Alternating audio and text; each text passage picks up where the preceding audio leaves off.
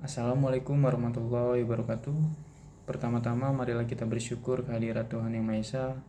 Kemudian yang saya hormati selaku tutor atau dosen saya, yaitu Ibu Apriani Rianti MPD. Mohon izinkan saya untuk menyampaikan gagasan saya mengenai COVID-19. Virus COVID-19 atau juga bisa disebut virus corona adalah sebuah pandemi yang saat ini telah menyebar di seluruh dunia. Coronavirus merupakan keluarga besar virus yang menyebabkan penyakit pada manusia dan hewan. Pada manusia, biasanya menyebabkan penyakit infeksi saluran pernapasan, mulai dari flu biasa hingga penyakit yang serius, seperti sindrom pernapasan akut berat atau Severe Acute Respiratory Syndrome, atau biasa kita kenal SARS. Coronavirus jenis baru yang ditemukan pada manusia sejak kejadian luar biasa muncul pertama kali di Wuhan, Tiongkok pada Desember 2019. Kemudian diberi nama Severe Acute Respiratory Syndrome Coronavirus 2 atau SARS-CoV-2 dan menyebabkan penyakit Coronavirus Disease 2019 atau yang biasa disebut dengan COVID-19. COVID-19 begitu cepat menular dari satu manusia ke manusia lainnya. Jumlah korban dan angka kasus kian meningkat. COVID-19 ini dapat menyebar melalui tetesan kecil atau droplet dari hidung atau mulut pada saat batuk ataupun bersin. Droplet tersebut kemudian terjatuh pada benda di sekitarnya.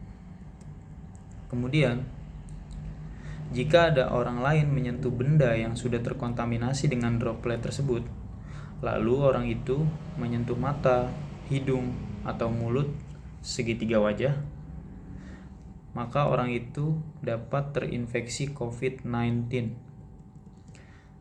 Atau bisa juga seseorang terinfeksi COVID-19 ketika tanpa sengaja menghirup droplet dari penderita.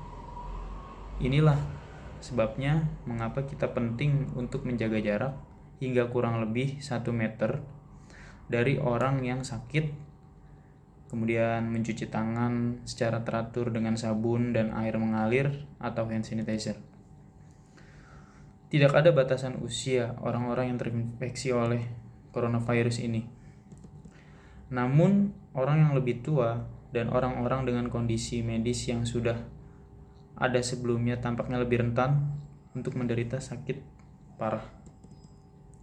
Orang yang terinfeksi COVID-19 dan influenza akan mengalami gejala infeksi saluran pernapasan yang sama, seperti demam, batuk, dan pilek.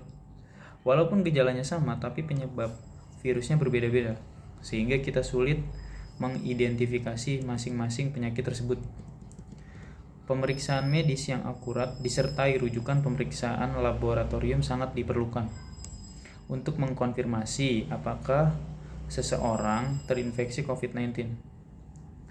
Bagi setiap orang yang menderita demam, batuk, dan sulit bernapas sangat direkomendasikan untuk segera mencari pengobatan dan memberitahukan tugas kesehatan jika mereka telah melakukan perjalanan dari wilayah terjangkit dalam 14 hari sebelum muncul gejala, atau jika mereka telah melakukan kontak erat dengan seseorang yang sedang menderita gejala infeksi saluran pernapasan.